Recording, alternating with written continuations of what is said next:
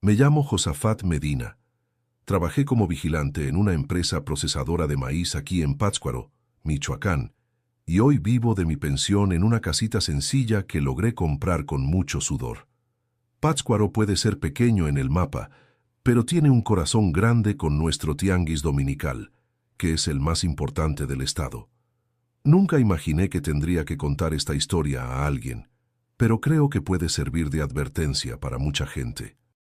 Lo que descubrí sobre mi esposa Nereida después de tantos años de matrimonio me dejó sin suelo. Uno cree que conoce a una persona después de tanto tiempo compartiendo el mismo techo, pero a veces la verdad es que solo conocemos la máscara que usa todos los días. Nereida era enfermera en el hospital de nuestra ciudad, de esas que todos respetan, ¿sabes? Trabajaba con dedicación, salvaba vidas, cuidaba a los enfermos. Todo el mundo la conocía aquí en Pátzcuaro. No había quien no la elogiara. Doña Nereida es un ángel. Era lo que siempre escuchaba. Híjole, hasta el padre Javier hablaba bien de ella después de la misa del domingo. La gente aquí confía mucho en quienes trabajan en el área de la salud, principalmente con este calor de los 1000 demonios que nos hace enfermar con facilidad. Pero, ¿ya oíste ese dicho que dice que el diablo se esconde en los detalles? Pues sí, mi historia comienza así, con detalles que tardé en percibir. Hace ya un buen tiempo que Nereida comenzó a salir todos los viernes temprano. «Voy al asilo San José, Josafat», decía con aquella sonrisa que siempre creí que era de bondad. «Los viejitos necesitan atención, y ahora que tengo tiempo, quiero ayudar como voluntaria». Yo hasta me sentía orgulloso, ¿sabes? Mi viejita con el corazón tan bueno que incluso después de jubilarse quería seguir cuidando a otros sin cobrar nada. Salía a las 8 de la mañana y solo regresaba alrededor de las 6 de la tarde, siempre con un sobre en la mano. Es donación de los ancianos agradecidos, Josafat. Se ponen tan felices con mi trabajo que insisten en darme algo de dinero. Y yo, cansado de trabajar toda la vida, le creía. Pero ¿sabes cuándo comienzas a sentir una espinita, una pulguita detrás de la oreja? Así empezó mientras comíamos nuestros tamalitos con salsa en la cena, después de un día caluroso como solo aquí en Michoacán. Si esta historia tocó tu corazoncito, déjame un like para alegrar este viejo corazón. Suscríbete al canal para no perderte mis próximas historias de vida y cuéntame en los comentarios desde dónde estás viendo este video y qué hora es allá ahora. Me pone muy feliz saber desde qué rinconcito de Latinoamérica y en qué momento del día me estás escuchando. Crecí en una familia humilde aquí mismo en Pátzcuaro. Mi padre trabajaba en el campo, sembraba maíz y frijol en tierras ajenas, y mi madre vendía tortillas y atole en el mercado. Desde pequeñito aprendí el valor del trabajo duro y la honestidad. Recuerdo como si fuera hoy el olorcito a tierra mojada después de la lluvia, cuando salíamos a sembrar. Era una fiesta cuando llovía en la región lacustre de Michoacán, todos agradeciendo al cielo por el milagro del agua. Nuestra casa era de adobe, de esas con piso de tierra. Pero mi madre, doña Severina, mantenía todo arregladito, siempre con una macetita de plantas en la ventana y el aroma del café de olla en el fogón de leña. Éramos pobres de dinero, pero ricos de espíritu, como decía mi padre. Celebrábamos el Día de los Muertos con mucha animación, adornando la casa con flores de cempasúchil, preparando tamales de elote y camote en las brasas, bailando con los vecinos. Era el momento más esperado del año. Estudié poco, solo hasta cuarto de primaria. Después, tuve que ayudar a mi padre en el campo, pero aprendí a leer bien y siempre me gustó hojear los periódicos viejos que encontraba por ahí. Fue en una de esas que leí sobre aquella gran sequía del 78 que destruyó casi todo por aquí. Mucha gente tuvo que salir de Pátzcuaro en aquella época, pero mi padre era terco. Decía que michoacano que se respeta no abandona su tierra, ni aunque el sol esté rajando. Y nos quedamos. Crecí viendo la procesión de la Virgen de la Salud pasar frente a nuestra casa. Cada 8 de diciembre, mamá arreglaba un altarcito con flores y velas, y esperábamos a la Virgen pasar para recibir la bendición. Es tradición antigua en la región. También está la feria de San Agustín, que se celebra cada año en agosto desde que tengo uso de razón. Todos van. Es el jolgorio más grande que puedas imaginar. Cuando jovencito, comencé a trabajar de ayudante de albañil.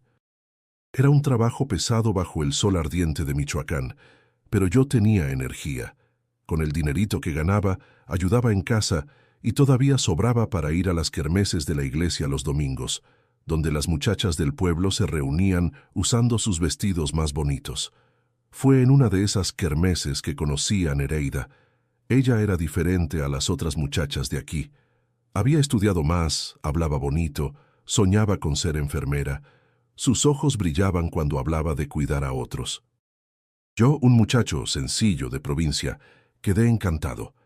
Nereida era hija de don Antonio, dueño de la tienda que quedaba cerca de la plaza principal, donde todos compraban fiado cuando el dinero escaseaba antes de la cosecha. Comenzamos a salir a escondidas porque su padre no veía con buenos ojos a un ayudante de albañil sin estudios. Pero yo era determinado. Me prometí a mí mismo que sería alguien en la vida para poder estar con ella. Fue cuando apareció la oportunidad de trabajar como vigilante en la fábrica procesadora de maíz, que había abierto aquí en la ciudad después de aquel programa del gobierno que incentivó la agricultura familiar. La fábrica transformó Pátzcuaro, generó muchos empleos y mejoró la vida de mucha gente. Cuando conseguí el empleo de vigilante, ya no era más aquel jovencito sin futuro. Tenía seguro social, salario cada mes. Podía pensar en construir una vida. Fue en esa época que me armé de valor y fui a pedir la mano de Nereida en matrimonio. Don Antonio ya no se oponía tanto a mí, principalmente después de que comencé a pagar mis compras al contado en su tienda. Hasta me llamaba muchacho derecho. Nereida dijo sí, claro, pero con una condición, que yo apoyara su sueño de ser enfermera. Y así comenzó nuestra historia juntos. Me casé con la muchacha más bonita de Pátzcuaro, la única que soñaba más allá de las fronteras de nuestro municipio. La única que quería más de la vida que apenas sobrevivir. En esa época, yo creía que eso era admirable. Hoy, mirando hacia atrás, me pregunto si aquella ambición suya no era ya una señal de lo que estaba por venir. Nuestro inicio de matrimonio fue en una casita alquilada cerca del mercado municipal. Era pequeña pero acogedora, con un patiecito donde yo sembraba cilantro y cebollita. Nereida consiguió un trabajo de auxiliar en el centro de salud mientras estudiaba para ser enfermera. Se despertaba temprano, tomaba el camión hasta Morelia 3 veces por semana para estudiar. Volvía tarde en la noche, cansada, pero determinada. Yo admiraba aquella fuerza de voluntad suya. Trabajaba duro en la vigilancia de la fábrica, haciendo horas extras siempre que era posible para ayudar con los gastos del estudio. El olor a masa y harina de maíz impregnaba mi ropa, pero no me importaba. Era un trabajo honesto y respetado. Por la noche, cuando Nereida llegaba, nos sentábamos en el portal a comer pozole o carne asada con tortillas y conversar sobre nuestro día. Eran tiempos sencillos, pero felices. En verano íbamos al lago de Pátzcuaro los domingos libres. Llevábamos carnitas, pollo asado, refrescos y pasábamos el día bajo los árboles, sumergiéndonos en las aguas frescas para escapar del calor. Todo el mundo en Pátzcuaro hacía eso. Era nuestra manera de divertirnos sin gastar mucho. A veces encontrábamos a los amigos, a las familias, y hacíamos esas comidas comunitarias donde cada uno traía un plato. Cuando Nereida se graduó como enfermera, hicimos una fiestecita en el patio de casa. Fue un día de orgullo para todos nosotros. Don Antonio, mi suegro, que antes torcía la nariz por mí, ahora me daba palmaditas en la espalda, diciendo que yo era un buen marido por haber apoyado a su hija. Nereida pronto consiguió un mejor empleo en el hospital municipal. La vida comenzó a mejorar. Ya no pasábamos apuros como antes. Compramos nuestra casita propia después de ahorrar dinero por años. No era nada del otro mundo, pero era nuestra.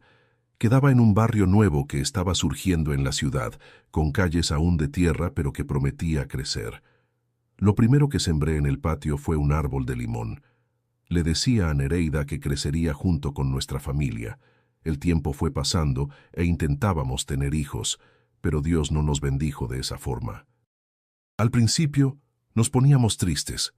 principalmente cuando íbamos a las fiestas familiares y todos preguntaban por niños. Aquí en provincia es así. Apenas uno se casa y ya viene la presión. Con el tiempo, fuimos aceptando que seríamos solo nosotros dos. Los pacientes de Nereida eran como hijos para ella. Cada vida que salvo es como dar a luz nuevamente, decía ella con aquellos ojos brillantes. La fábrica donde yo trabajaba creció. Se convirtió en una de las más grandes del estado. Comenzaron a exportar harina y otros derivados del maíz incluso al extranjero. Con eso, vino más responsabilidad en mi trabajo. Fui ascendido a supervisor de seguridad, ya no hacía más rondas, ahora coordinaba un equipo de vigilantes. El salario mejoró, pudimos remodelar la casa, comprar un carrito usado. Nereida también creció en la profesión, se convirtió en enfermera jefe del área pediátrica. Todo el mundo la respetaba en el hospital.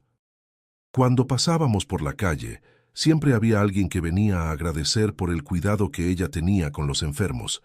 Su esposa tiene manos de hada, decían, y yo me inflaba de orgullo.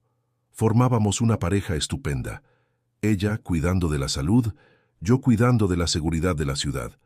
Los años fueron pasando así, en la rutina del trabajo y de la vida sencilla de provincia. A veces viajábamos hasta la playa en Acapulco o íbamos a visitar parientes en otros municipios. Pero siempre volvíamos a nuestro Pátzcuaro, a nuestra casita, a nuestro rinconcito. Pensaba que sería así hasta el final, ¿sabes? Dos viejitos tomados de la mano sentados en el portal, viendo el atardecer sobre el lago de Pátzcuaro, aquel que aparece en las postales de nuestra ciudad. Pero la vida tiene esos giros que uno no espera. En la época de la inundación grande, cuando el lago desbordó y destruyó varias casas, Nereida trabajó sin parar, ayudando a las víctimas. Fue cuando conoció a un médico que vino de fuera para ayudar. Doctor Marcelo era su nombre. Comenzaron a trabajar juntos en proyectos de salud pública. Noté que ella llegaba a casa hablando siempre de ese médico, de sus ideas, de cómo él era dedicado.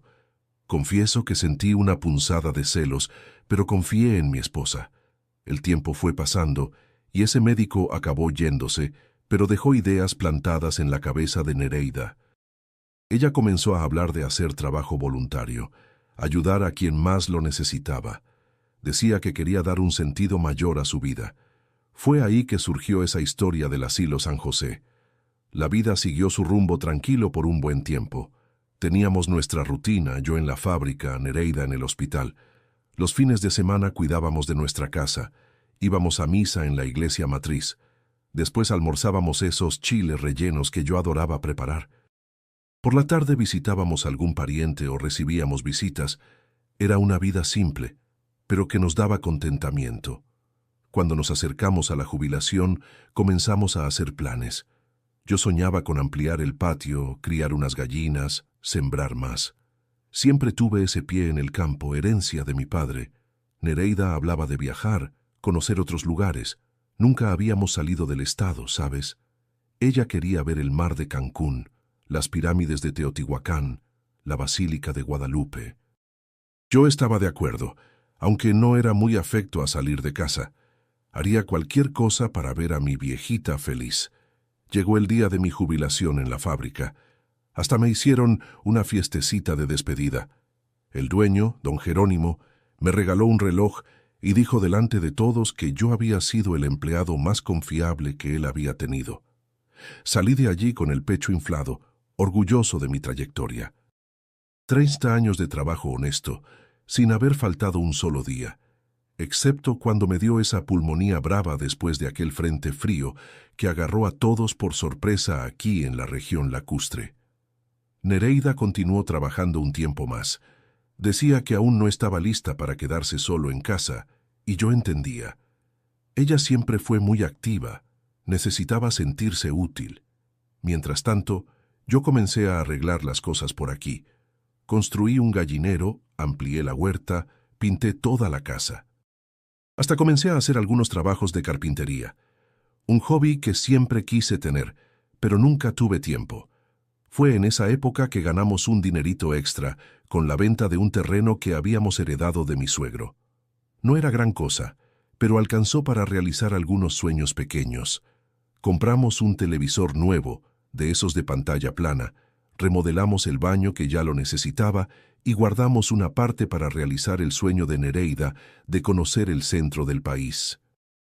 Cuando Nereida finalmente se jubiló del hospital, le hicieron una fiesta aún mayor que la mía. Al fin y al cabo, ella había ayudado a traer muchos niños al mundo, había salvado muchas vidas. El alcalde hasta apareció, hizo un discurso bonito, le entregó una placa de honor al mérito. Todo el mundo aplaudió de pie. Aquel día, mirando a mi esposa, siendo reconocida por toda la ciudad, pensé que no podía ser más feliz y orgulloso. Los primeros meses de su jubilación fueron tranquilos. Finalmente hicimos aquel viaje a la Ciudad de México. Nos quedamos en un hotel sencillo pero limpiecito en la zona rosa. Nos tomamos fotos en la Basílica, en el Zócalo, comimos en los puestos callejeros, anduvimos en metro. Nereida parecía una niña encantada con todo.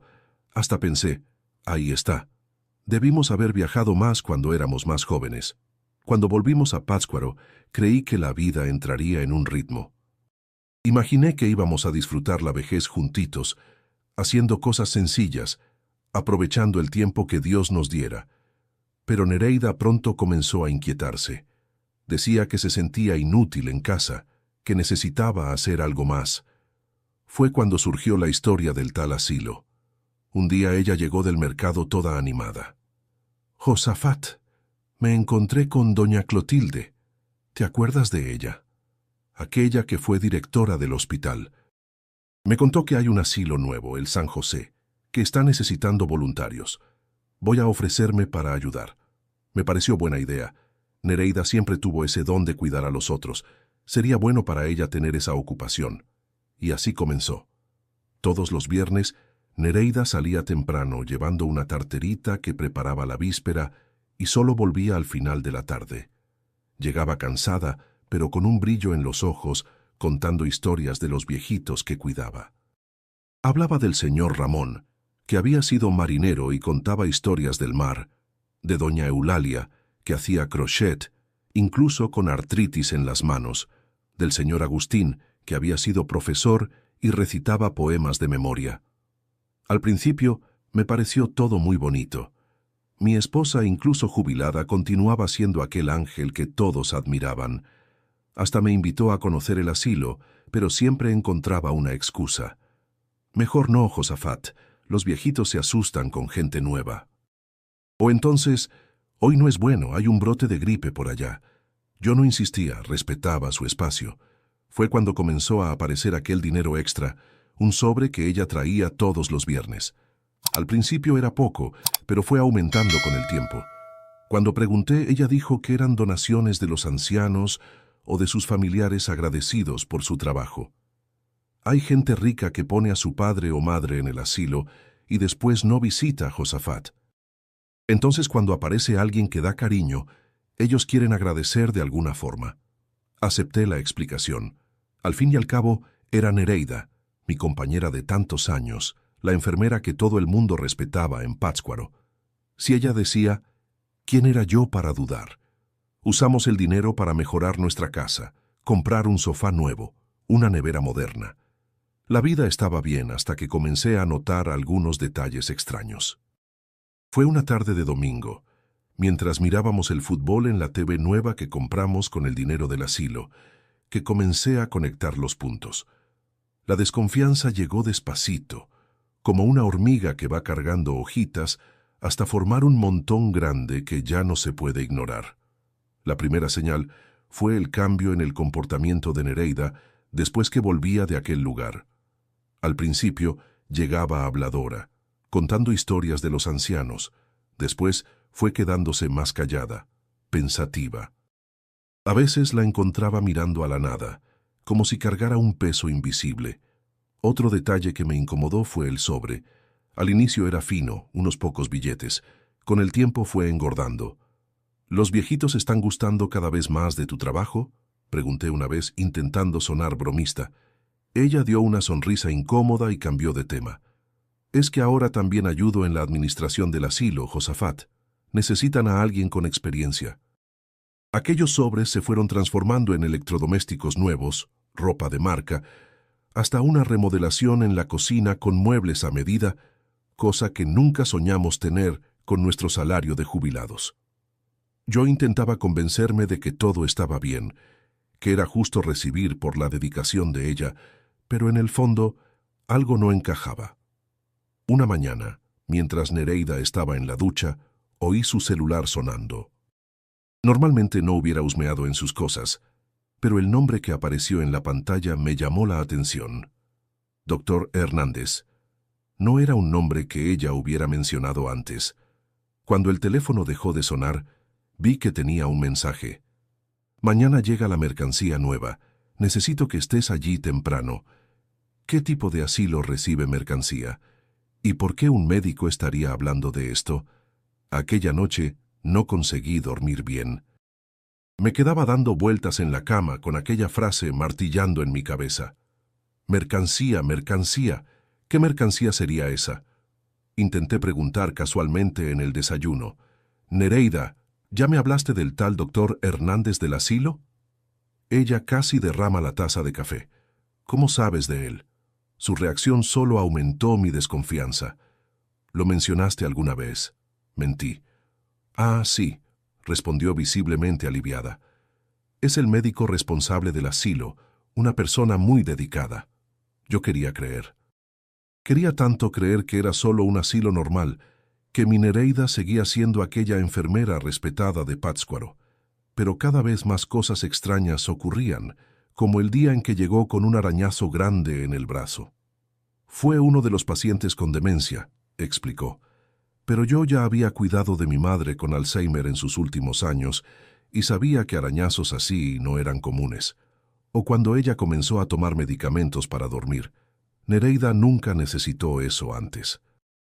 Decía que era el cansancio, la edad avanzando, pero yo percibía que era más que eso. A veces, en medio de la noche, la encontraba sentada en el portal, mirando a la oscuridad con lágrimas en los ojos. Cuando preguntaba qué había pasado, ella decía que era solo nostalgia de los tiempos del hospital. ¿Sería realmente eso? Y tenía la cuestión del asilo en sí. Nunca había oído hablar de él antes de aquella conversación con doña Clotilde. En Pátzcuaro, todo el mundo conoce a todo el mundo, y un lugar que cuida de ancianos sería muy comentado en la ciudad. Una tarde, mientras tomaba una cervecita con mi compadre Jesús en la cantina de Toño, pregunté casualmente sobre el tal San José. ¿Qué asilo es ese, compadre? Nunca he oído hablar de él. Jesús, que conoce cada rincón de esta ciudad, frunció el ceño. Tampoco he oído hablar de él, Josafat. Aquí en Pátzcuaro solo está la casa de reposo Nuestra Señora de la Salud, allá cerca del cementerio. Fue como un puñetazo en el estómago. Si no existía el asilo San José en Pátzcuaro, ¿a dónde diablos iba Nereida todos los viernes? ¿Y qué dinero era aquel que traía? Mi corazón se apretó con el pensamiento que vino enseguida. ¿Sería que mi esposa? No, no podía ser. Nereida no sería capaz de traicionar nuestro matrimonio de tantos años. Pero, ¿qué más podría explicar aquellas salidas, aquel dinero, aquel tal doctor Hernández? Decidí que necesitaba descubrir la verdad. Hice un plan para seguir a Nereida el próximo viernes. No se lo conté a nadie, ni a mi compadre Jesús. Algunas cosas uno necesita resolverlas solo, cara a cara con la verdad, por más dolorosa que pueda ser. Aquella semana tuve que disimular mi angustia. Continué con nuestra rutina normal, tomando café juntos por la mañana, cuidando del patio, mirando la novela por la noche, pero por dentro estaba despedazado con la posibilidad de descubrir algo que destruyera todo lo que construimos juntos. ¿Sería que toda nuestra vida había sido una mentira? ¿Sería que la Nereida que yo amaba, la enfermera dedicada, el ángel de Pátzcuaro, era apenas una máscara?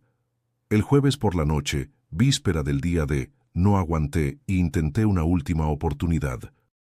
Nos sentamos en el portal después de la cena, como hacíamos muchas veces, mirando las estrellas que brillan tan bonito aquí en el cielo michoacano. Nereida, comencé intentando controlar la voz temblorosa. Si tuvieras algo molestándote, algo pesado en tu corazón, me lo contarías, ¿verdad? Ella se quedó en silencio por un tiempo que pareció una eternidad. Después tomó mi mano con aquella mano que había ayudado a traer tantos niños al mundo y dijo: «Hay cosas, Josafat, que uno hace porque necesita, no porque quiere. Un día lo entenderás». Aquella noche lloré escondido en el baño. ¿Qué significaba aquello? ¿Qué cosas eran esas que ella necesitaba hacer? La angustia me corroía por dentro, pero sabía que solo descubriría la verdad al día siguiente. Amanecí con ojeras profundas y un peso en el pecho que ni el café fuerte que el señor de la esquina decía ser un remedio infalible para cualquier tristeza, consiguió aliviar. Nereida también estaba diferente, más callada, como si presintiera algo. Se preparó como siempre. Baño prolongado, ropa seria, una tartera pequeña. «Hoy voy a quedarme hasta más tarde, Josafat. Tengo una actividad especial con los ancianos». Una mentira más para la pila que se estaba acumulando. Tan pronto como ella salió, puse mi plan en acción. Me puse mi mejor camisa, tomé algo de los ahorros que guardaba bajo el colchón, dinero de mi sudor, no del tal asilo, y seguí hacia la parada de autobús. Vi de lejos cuando ella abordó la línea que iba para Morelia, no para cualquier lugar dentro de Pátzcuaro. Esperé el siguiente autobús e hice el mismo trayecto. Durante todo el camino hasta la capital, mi corazón latía acelerado. Cada minuto que pasaba era un tormento. Intentaba preparar mi espíritu para cualquier cosa que fuera a encontrar. ¿Un caso extraconyugal? ¿Un esquema de robo? ¿O sería algo aún peor que ni siquiera conseguía imaginar? El autobús se sacudía por la carretera llena de baches, y cada sacudida parecía sacudir también mi alma ya tan lastimada por la duda. Bajé en la terminal de autobuses de Morelia y conseguí avistar a Nereida de lejos, caminando apresurada. Ella tomó otro autobús urbano y yo hice lo mismo, siempre manteniendo distancia. El trayecto nos llevó hasta un área que yo no conocía bien, una región algo alejada, con galpones antiguos y fábricas desactivadas. No era el tipo de lugar donde esperaría encontrar un asilo. Cuando Nereida bajó, continué siguiéndola discretamente.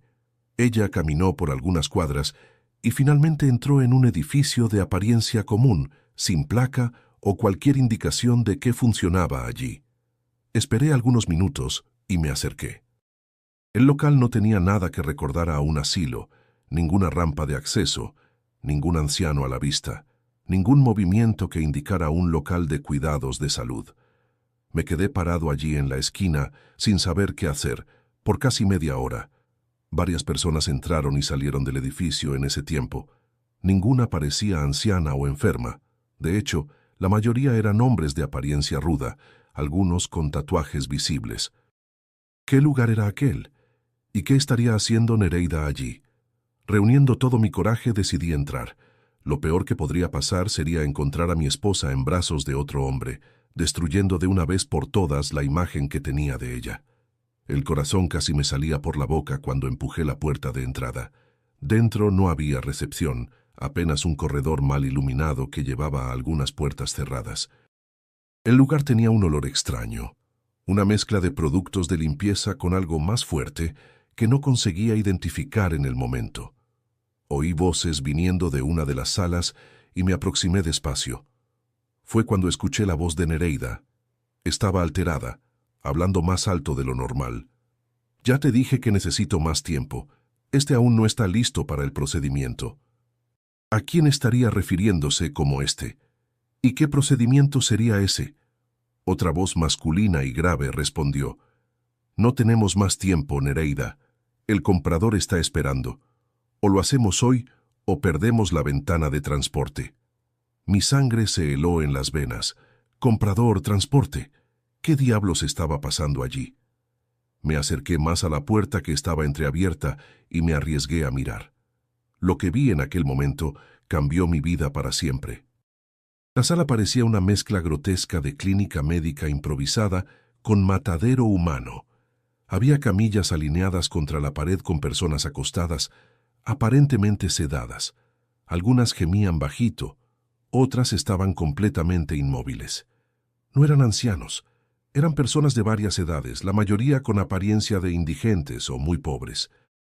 Al lado de cada camilla, equipos médicos que yo reconocía de los tiempos en que visitaba a Nereida en el hospital, monitores cardíacos, aparatos de presión, cilindros de oxígeno. En el centro de la sala, Nereida, vestida no con ropa normal, sino con una bata blanca. Discutía acaloradamente con un hombre alto de cabellos grises, que debía ser el tal doctor Hernández. Entre ellos, una mesa de metal sobre la cual vi algo que jamás olvidaré. Órganos humanos dentro de recipientes transparentes, inmersos en algún tipo de líquido, riñones, por lo que pude reconocer. Mi estómago se revolvió instantáneamente y tuve que poner la mano en la boca para no vomitar allí mismo. El shock fue tan grande que debo haber hecho algún ruido, porque de repente los dos miraron en dirección a la puerta. Nuestras miradas se encontraron, la de Nereida y la mía. Y en aquel momento vi algo en sus ojos que nunca había visto antes. No era apenas sorpresa o miedo de ser descubierta, era algo más profundo, más sombrío. Era la mirada de alguien que yo no conocía. «Josafat», dijo ella con la voz temblorosa, «¿qué estás haciendo aquí?» Antes de que pudiera responder, el tal doctor Hernández hizo una señal y dos hombres corpulentos aparecieron como por arte de magia a mi lado, agarrando mis brazos con fuerza. «¿Quién es este?», preguntó Hernández con frialdad en la voz. «Mi marido», respondió Nereida todavía en shock. «¿Tu marido? ¿Trajiste a tu marido aquí?», prácticamente gritó.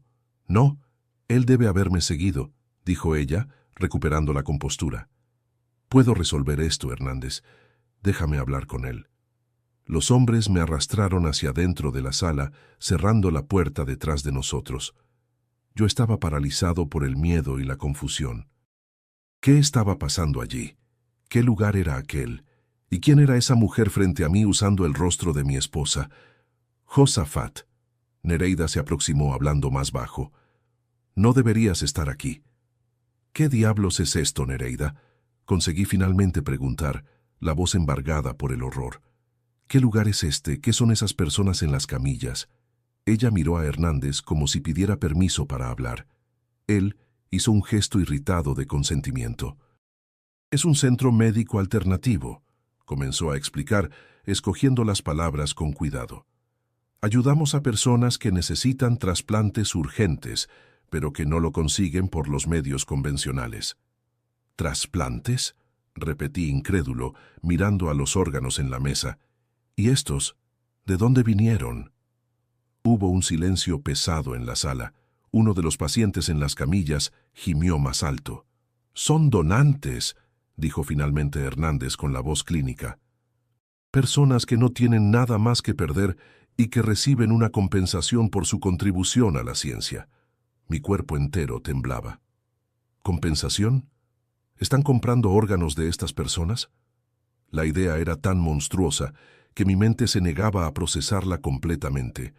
«No es tan simple así», Nereida intentó explicar. «Estas personas están en situación de calle, muchas ya enfermas, adictas. Ofrecemos una cantidad que ayuda a sus familias cuando tienen alguna. Es un acuerdo, Josafat». «¿Un acuerdo?». Mi voz salió más alta de lo que pretendía. «Estas personas parecen drogadas. ¿Qué tipo de acuerdo es ese?». Hernández se acercó con una mirada peligrosa.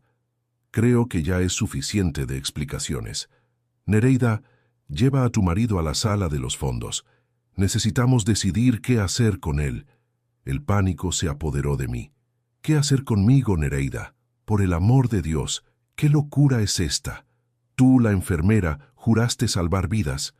Algo pasó por los ojos de ella en aquel momento. Un destello de vergüenza, tal vez, pero pronto desapareció. «Vamos, Josafat». Ella tomó mi brazo, gentilmente alejando a los guardias. «Vamos a conversar en privado». Me dejé llevar, aturdido demasiado para resistir. Pasamos por un corredor estrecho hasta una sala pequeña en los fondos que parecía una oficina improvisada. Había una mesa con computadora, algunas sillas y carpetas apiladas. Tan pronto como la puerta se cerró, Nereida se giró hacia mí. «No debiste haberme seguido», dijo, la voz ahora cargada de emoción. «¿Por qué hiciste eso, Josafat? ¿Por qué no confiaste en mí?». La pregunta me golpeó como una bofetada. ¿Confiar en ti? Has estado mintiéndome todo este tiempo. ¿Qué lugar es este, Nereida? ¿Qué estás haciendo aquí? Y no me vengas con esa conversación del centro médico alternativo. Vi los órganos, vi a las personas drogadas. Ella respiró hondo y se sentó en una de las sillas, súbitamente pareciendo muy cansada y mucho más vieja. Comenzó hace 2 años, dijo finalmente. Después que me jubilé, conocí a Hernández en una conferencia médica en Morelia. Él habló sobre el drama de los trasplantes en México, sobre las filas interminables, sobre personas muriendo a la espera de un órgano compatible. Me invitó a conocer una solución alternativa que él estaba desarrollando. Hizo una pausa mirando sus propias manos. Manos que yo siempre vi como instrumentos de cura, no de explotación. Al inicio yo solo ayudaba con procedimientos simples, checaba los signos vitales de los donantes, como él los llamaba, aplicaba sedantes, hacía curaciones. La mayoría eran indigentes, adictos, personas sin documento de quienes nadie sentiría falta. Hernández decía que estábamos dando propósito a vidas desperdiciadas, salvando otras vidas más importantes. Mi estómago se revolvía con cada palabra. ¿Más importantes? ¿Quién decide eso, Nereida? ¿Quiénes son ustedes para decidir cuál vale más? Los ricos deciden, Josafat. Ella elevó la voz súbitamente. Siempre fueron ellos. Un empresario, un político, un artista famoso necesita un riñón, va al extranjero, se hace un trasplante de origen desconocido y vuelve curado. Nadie pregunta de dónde vino el órgano. A nadie le importa. Mientras tanto, gente como nosotros muere en la fila del Seguro Social. Había una amargura en su voz que nunca había oído antes. Entonces ustedes se aprovechan de los más vulnerables. Drogan a esas personas y roban sus órganos. No es robo, insistió ella, pero sin mucha convicción. Ellos reciben dinero o sus familias reciben cuando tienen a alguien. Muchos no sobrevivirían de cualquier manera, Josafat. Son vidas ya condenadas por la pobreza, por las drogas, por las enfermedades. ¿Y eso te da el derecho de decidir cuándo deben morir? Pregunté horrorizado con el razonamiento de ella. Dios mío, Nereida, eras enfermera, juraste cuidar de los enfermos, ¿no explotarlos? ¿Cómo puedes participar en esto? Ella se quedó en silencio por un largo momento, mirando al suelo. Cuando habló nuevamente, su voz estaba diferente, más baja, casi confesional. Al principio era solo para ayudar, para hacer algo útil en la jubilación. Después, el dinero comenzó a venir. Mucho dinero, Josafat, más de lo que ganamos en toda nuestra vida de trabajo honesto. ¿Recuerdas cómo siempre soñamos con viajar más, tener una casa mejor, comprar cosas que nunca pudimos tener? De repente, todo eso se hizo posible. Con dinero sucio, dinero manchado de sangre, exclamé incapaz de creer lo que oía. ¿Y qué nos dio el trabajo honesto, Josafat?, replicó ella ahora con rabia. Una jubilación miserable, después de décadas salvando vidas, mientras médicos ricos, dueños de hospitales, políticos que roban la salud pública viven como reyes. ¿Por qué no podíamos tener un poco también? Era como si estuviera oyendo a una extraña usando la voz de mi esposa. ¿Dónde estaba la Nereida que conocí? La mujer gentil que cuidaba de los enfermos con tanto cariño, la enfermera que trabajaba horas extras sin quejarse, porque cada minuto puede salvar una vida. ¿Y qué hay de las vidas que ustedes están quitando aquí?, pregunté sintiendo lágrimas en los ojos. Esas personas en las camillas allá afuera, ¿ellas no merecen vivir también? Algo vaciló en la mirada de ella. Por un instante, vi un destello de la antigua Nereida, la mujer que amé por tantos años, pero pronto desapareció, sustituido por una determinación fría. Es demasiado tarde para volver atrás, Josafat. Estoy en esto hace 2 años. Sé demasiado. Participé demasiado. Si salgo ahora, Hernández no lo va a dejar pasar. Él tiene conexiones poderosas, gente que paga millones por esos órganos, políticos, empresarios, hasta jueces. Nadie nos creería. ¿Entonces es eso?, pregunté sintiendo mi mundo desmoronarse. ¿Vas a continuar con esta ¿Esta monstruosidad? Ella se levantó, arreglándose la bata, recuperando la compostura. La cuestión ahora es, ¿qué vamos a hacer contigo, Josafat? No puedo dejarte salir de aquí y denunciarlo todo a la policía. Un escalofrío recorrió mi espina. No harías eso conmigo, ¿verdad? Soy tu marido. Nereida me miró por un largo momento, con una expresión que no conseguí descifrar. Después caminó hasta la puerta. Espera aquí, voy a hablar con Hernández. Tal vez podamos encontrar una solución que funcione para todos. Y salió, cerrando la puerta con llave. Me quedé solo en aquella sala pequeña, temblando de miedo e incredulidad. ¿Cómo llegamos a este punto? ¿Cómo mi Nereida, la enfermera dedicada de Pátzcuaro, se transformó en esta persona capaz de participar en algo tan horrible? ¿Y qué me pasaría ahora? Miré alrededor, desesperado por una salida, por alguna forma de escapar de aquella pesadilla. Fue cuando noté un teléfono antiguo sobre la mesa. Con las manos temblorosas, lo tomé y marqué el único número que conseguí pensar en aquel momento. El de Armando, mi amigo de infancia, que se había convertido en policía y ahora estaba jubilado en Morelia. Hola, Armando, es Josafat de Pátzcuaro. Necesito tu ayuda urgente. Es cuestión de vida o muerte. Después de aquella llamada desesperada a Armando, las horas siguientes fueron un borrón de miedo y ansiedad. Me quedé encerrado en aquella sala, imaginando lo peor. Cada ruido en el corredor hacía que mi corazón se disparara. ¿Sería Nereida volviendo para salvarme o Hernández viniendo con sus matones para silenciarme de una vez? Mi cabeza daba vueltas con pensamientos contradictorios. Parte de mí todavía se aferraba a la esperanza de que todo fuera un terrible error, que hubiera una explicación menos siniestra para lo que había visto. Tal vez Nereida estuviera siendo forzada. Tal vez ella misma fuera una víctima en aquel esquema macabro. Pero las palabras de ella resonaban en mi memoria. Es demasiado tarde para volver atrás. No sé cuánto tiempo pasó hasta oír un estruendo viniendo del corredor, gritos, puertas siendo derribadas, el sonido inconfundible de botas pesadas contra el piso. Policía Federal, todos quietos. El alivio que sentí en aquel momento fue tan grande que mis piernas flaquearon. Armando no solo había atendido mi llamado desesperado, había movilizado una operación policial entera. La puerta de la sala donde yo estaba fue abierta con violencia y 2 policías armados entraron. Levanté las manos instintivamente. Soy Josafat. Fui yo quien llamó a Armando. Uno de ellos bajó el arma y asintió. Señor Josafat, venga con nosotros. ¿Está seguro ahora? Salí de aquella sala como quien emerge de una pesadilla. El corredor estaba lleno de policías y agentes federales. Vi a Hernández siendo esposado, maldiciendo y amenazando. Algunos de sus funcionarios también estaban detenidos, sentados en el suelo con las manos hacia atrás. Los donantes en las camillas estaban siendo atendidos por paramédicos, algunos ya siendo transferidos a ambulancias. Y entonces vi a Nereida. Estaba recostada en la pared, con las manos esposadas al frente del cuerpo, la bata blanca ahora manchada de sangre. Nuestras miradas se encontraron a través de aquel caos. No había rabia en sus ojos, ni miedo, apenas una tristeza profunda y algo que parecía alivio, como si un gran peso hubiera sido quitado de sus hombros. Quise ir hasta ella, decir alguna cosa, cualquier cosa, pero un policía me guió hacia afuera del edificio.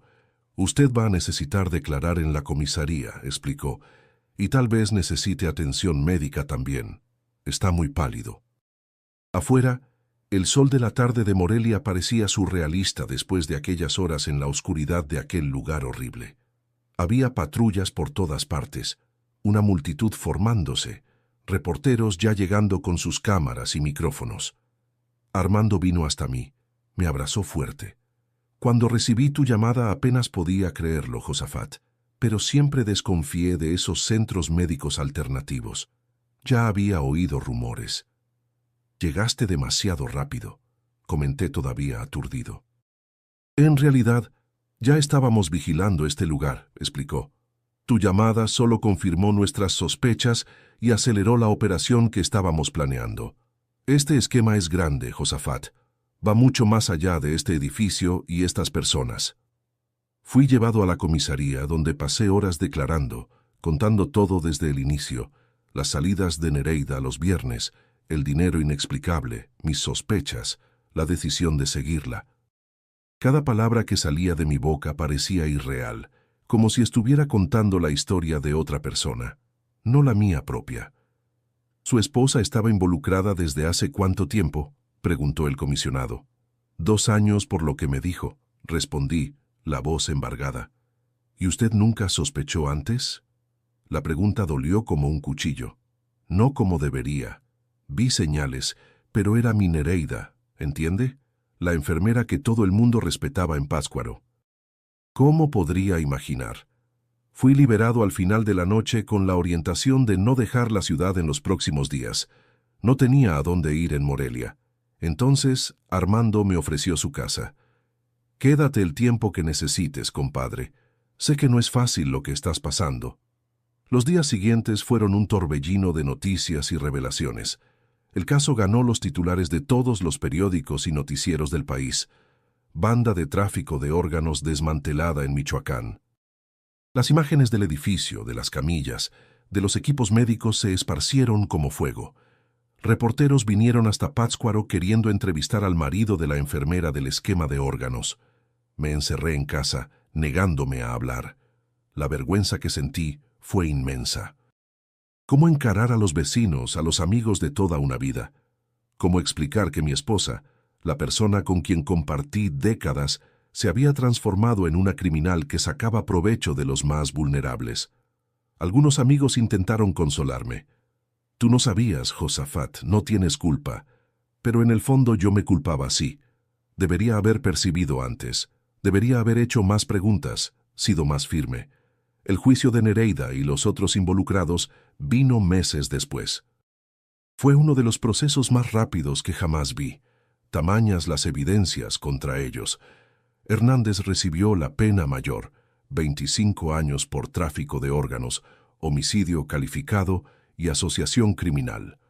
Nereida, por ser considerada cómplice y no ejecutora directa de las extracciones, recibió 15 años. El juez además canceló su registro de enfermería. No es que eso importara mucho ante la pena de prisión, pero para mí simbolizaba el fin definitivo de la Nereida que conocí y amé. Fui al tribunal el día de la sentencia. Necesitaba ver con mis propios ojos, oír con mis propios oídos. Cuando permitieron que ella hablara, Nereida miró directamente hacia mí en el público. «Quiero pedir perdón», dijo ella, la voz firme a pesar de las circunstancias.